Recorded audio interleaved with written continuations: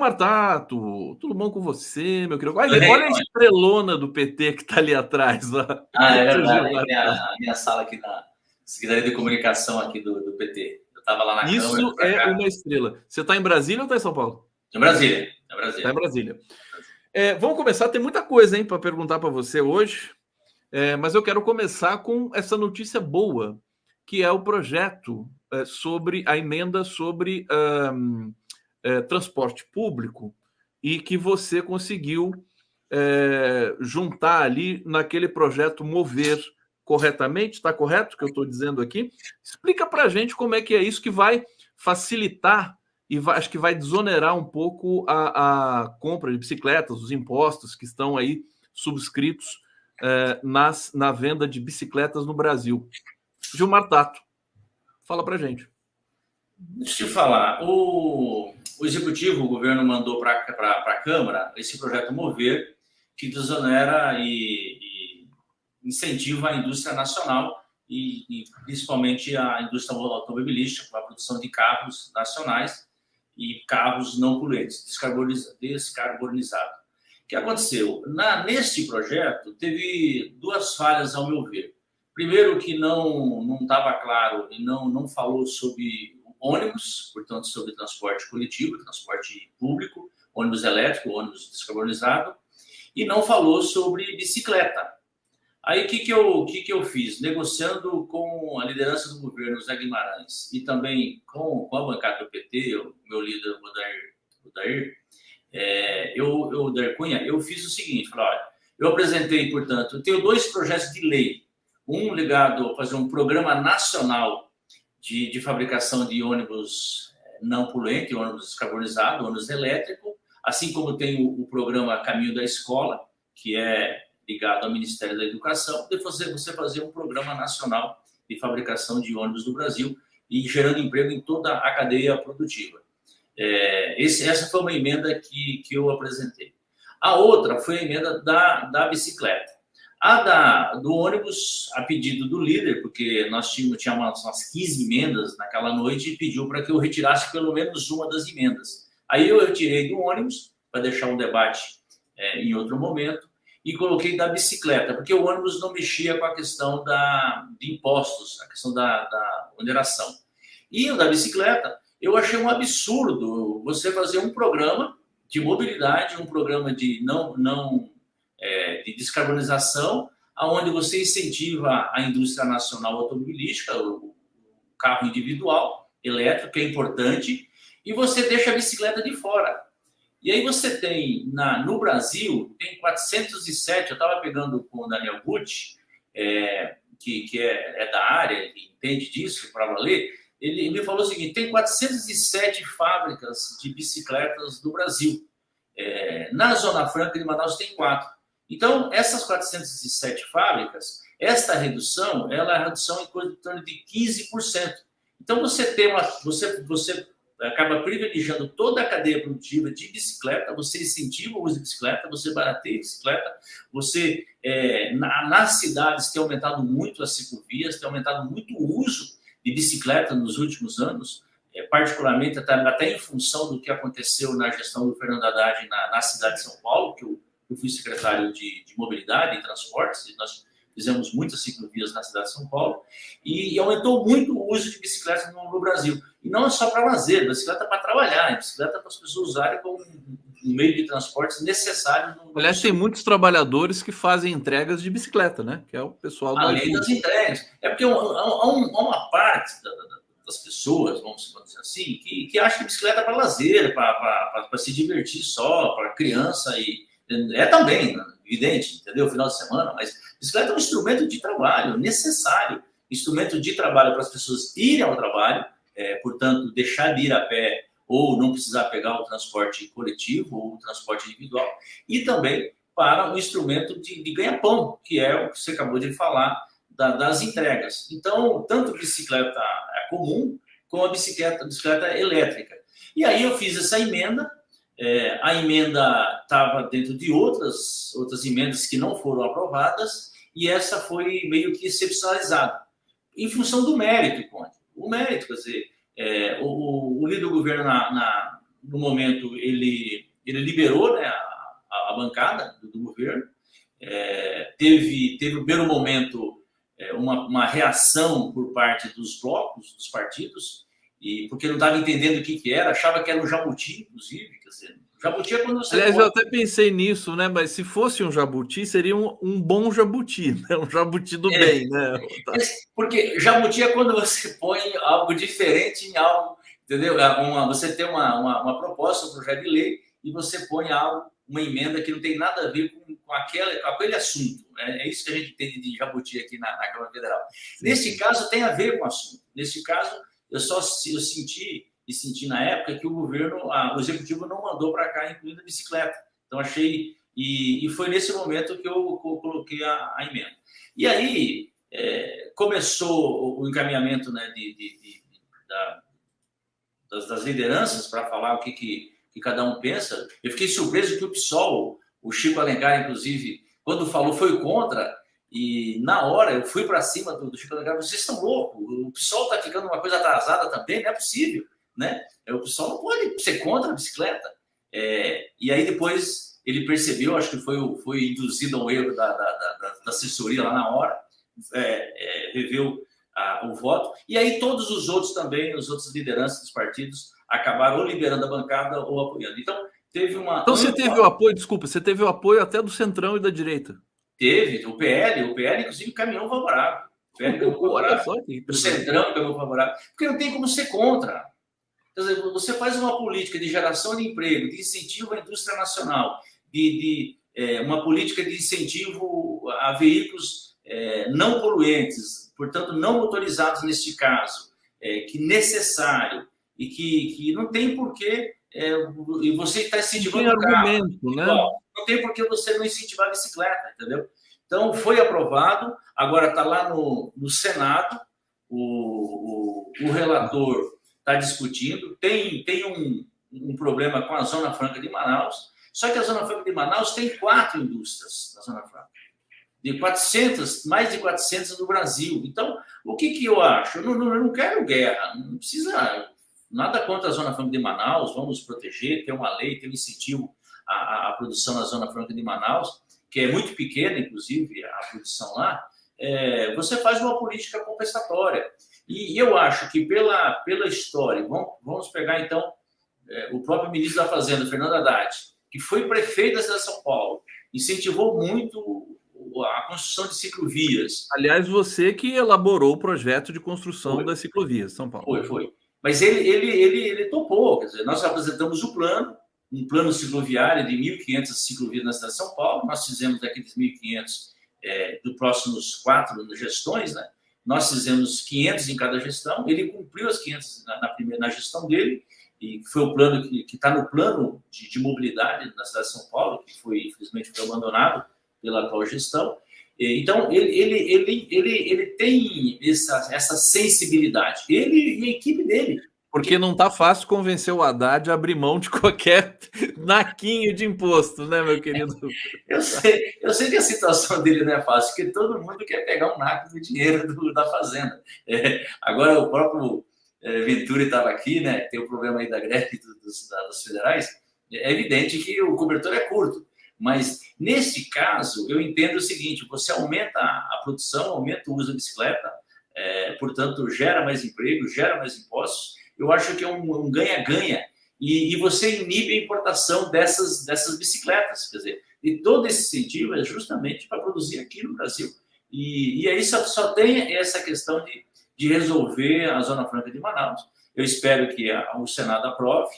E aí de fazer gestões junto lá presidente Lula, para que não vete essa emenda que é vital e importante para a indústria da bicicleta, a indústria da economia limpa aqui no Brasil.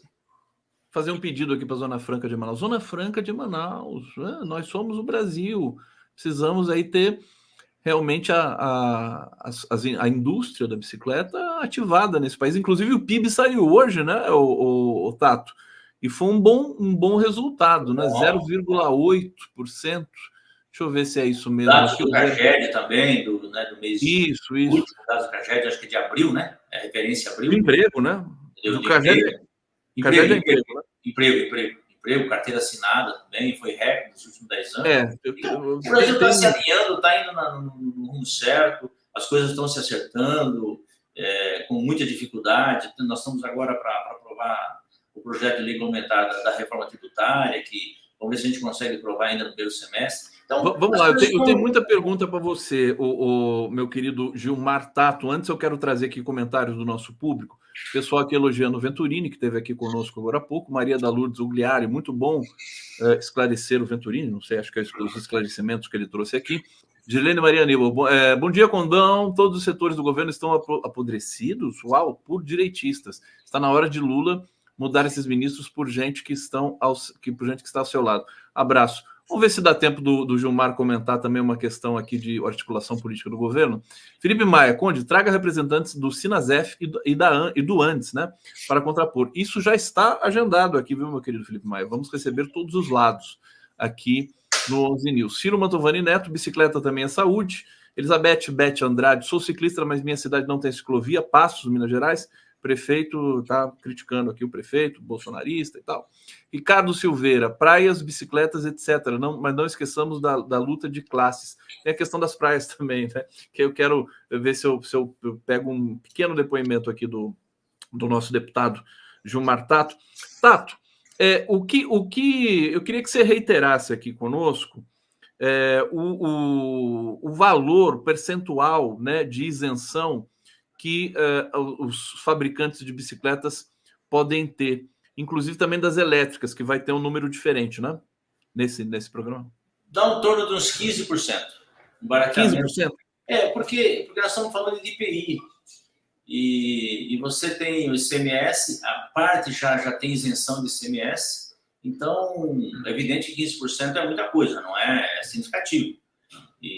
Mas do ponto de vista, como a bicicleta, o valor agregado dela não é um produto caro, ainda mais se você fizer uma produção em alta escala, você pode baratear essa bicicleta. Então, por isso que os cálculos, eu não tenho esses cálculos, mas não deve ser muito significativo o impacto disso. E volto a dizer, nós estamos falando de um produto que é a lógica do incentivo ao carro individual não poluente, ao carro elétrico, que é justamente para evitar a importação desses veículos, produzir no Brasil, e quando você produz no Brasil, você gera emprego no Brasil e, portanto, você também gera impostos no Brasil. Então, a bicicleta é o mesmo conceito, você evita a importação de bicicletas, você melhora a qualidade delas aqui, incentiva para que as pessoas possam produzir aqui e barateando para que todos possam usar a bicicleta e ter um efeito, do ponto de vista das cidades, fantástico. Então, não é do ponto de vista da saúde, do ponto de vista da poluição, do ponto de vista da geração de emprego, do ponto de vista da arrecadação de impostos, inclusive. Então, por isso que eu sou entusiasta dessa matéria. Não é jabuti, não é demagogia, é uma coisa muito séria. O mundo inteiro está fazendo isso, gente. Veja, nós temos que ter um olhar o que está acontecendo no mundo em relação ao uso de transporte ativo. Aliás, o mundo já fez, né? Na Europa isso já foi feito. Já fez, mas continua fazendo, continua incentivando. Na Europa já estão fazendo agora ciclovias interestaduais, quer dizer, entre países.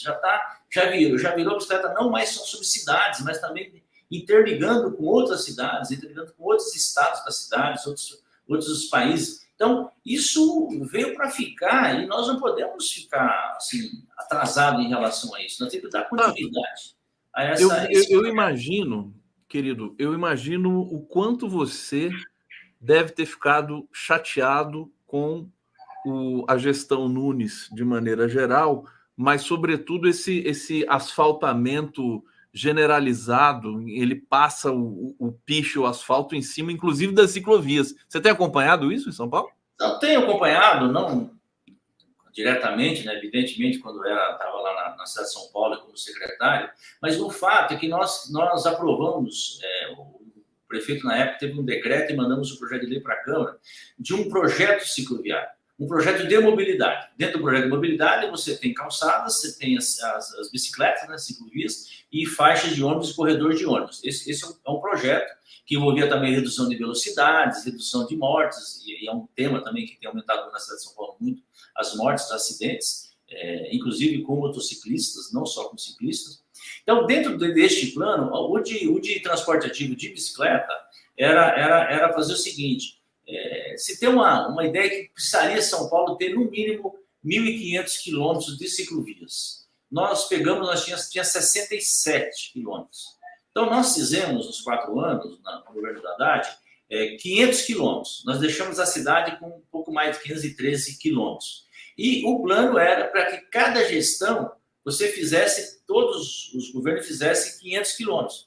Então, se quem ganhou do Haddad, substituindo o Haddad, fizesse mais 500, que foi o Bruno Covas, na época, falecido Bruno Covas, e depois, na reeleição dele, depois ele faleceu do atual prefeito, Ricardo Nunes, São Paulo já poderia ter 1.500 quilômetros de ciclovias. Então, isso não aconteceu, eles abandonaram esse plano cicloviário, faz uma ou outra maquiando, tira uma ou outra ciclovia, um programa de asfaltamento de concreto nas cidades que não pensa bicicleta, incentivou aquelas faixas de moto, né, a faixa azul de moto, que vamos lembrar que tinha uma faixa de moto na Vergueiro, nós tiramos e colocamos bicicleta. No seguinte sentido, a mobilidade do motoqueiro ela é a melhor de todas. Porque ele faz aquela coisa maluca de ficar cortando. É como a água dentro das pedras, ela vai buscando o seu caminho. O motoqueiro tem essa facilidade do ponto de vista da mobilidade, ele não fica no congestionamento. E o trabalhador de moto, o usuário de moto, ele tem um problema da segurança. Então, vamos ver, né, recente ainda, ver do ponto de vista da segurança se melhorou ou não esse uso das motofaixas. Evidentemente, que eu preferia fazer ciclofaixas, ciclovias, ao invés de motofaixa. Então, aonde puder, não tem problema nenhum. Mas entre você escolher uma ciclovia, uma ciclofaixa e uma motofaixa, eu preferia usar... Do ponto de vista da cidadania, do meio ambiente. Da cidadania, de quem está mais vulnerável, do transporte ativo, não é motorizado. E a bicicleta elétrica? A bicicleta elétrica, as pessoas têm não entendem o que é bicicleta elétrica. A bicicleta elétrica não é. Ela é motorizada, mas para você poder usar a eletricidade da bicicleta, você tem que pedalar. Entendeu? Você está falando daquela que... Mas é essa a bicicleta, essa que é autorizada a entrar na ciclovia. Quando se fala bicicleta elétrica, ela te facilita quando você tem uma via íngreme. Quando você está numa subida, você tem que pedalar, e ela te ajuda a você se locomover sem fazer muito esforço. Mas não significa que você não tem que fazer esforço. Não é aquela bicicleta que tem um motorzinho. Não é. Você não pode ficar parado. A bicicleta elétrica, autorizada mesmo em ciclovias, você tem que pedalar. Você pode observar. A motorzinho é uma monareta, é uma bicicleta, é uma já é motorizado, já não pode. Tem gente que você vê que burla, inclusive. Nem a legislação nossa permite esse tipo de bicicleta motorizada. Não tem. Ou você é moto, né? Ou você é bicicleta elétrica. A bicicleta elétrica exige um esforço físico seu para poder ela ficar de pé ou andar.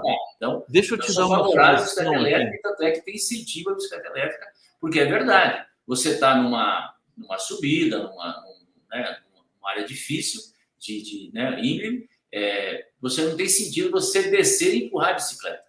Por isso a bicicleta elétrica ela tem essa função que é importante. Ela é meio que uma substituição da bicicleta com marcha. Né? Nós mais antigos tinha bicicleta sem marcha e com marcha. Agora é difícil encontrar bicicleta sem marcha. Então, ela facilita mais do que a marcha. Porque mesmo você ter uma bicicleta com 12 marchas, quando você tem um morro, você não consegue subir. A bicicleta elétrica te permite subir. Isso é importante para o impulso quando você está começando e para quando você está desenvolvendo. Quem vai gostar do projeto da emenda aqui do Tato, além de todo mundo que defende o meio ambiente, etc., democratização aí dos meios urbanos, é a Dilma, né? A Dilma que gostava de andar de bicicleta, né, Tato? Circulava para cima e para baixo em Brasília. Brasília é um lugar bom para se andar de bicicleta, porque... Bom, Brasília tem um problema aqui, é bom andar de bicicleta, é plano, O problema é que não tem calçada adequada, você tem a velocidade é muito alta aqui, muito alta dos veículos, é um absurdo, você tem uma velocidade de 80, numa área urbana, 80 km por hora.